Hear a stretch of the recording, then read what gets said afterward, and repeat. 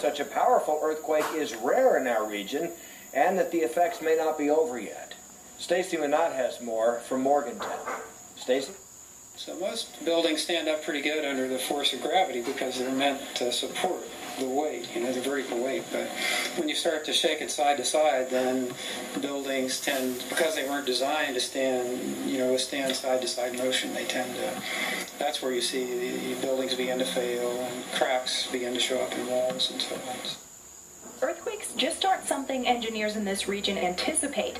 Tuesday's quake was centered in Virginia, where old faults release stress from plate movement every few years. Seems like we really aren't moving anywhere. We actually are kind of moving along. And we're moving along at an uneven pace, and we're getting squished from both sides a little bit. That squishing creates quakes barely measuring more than 4.0, which rarely reach West Virginia, to threaten buildings and mines.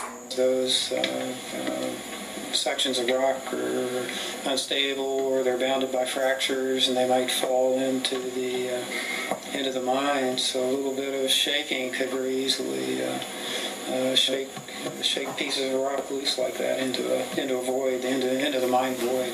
The West Virginia Office of Miners' Health, Safety, and Training says there were no problems reported in any of the state's mines, but inspectors will be paying extra attention to mine roofing. Wilson says the last quake like the 5.8 magnitude that happened Tuesday was back in the 1800s, so it's not a problem the region should see again anytime soon, but there's no guarantee.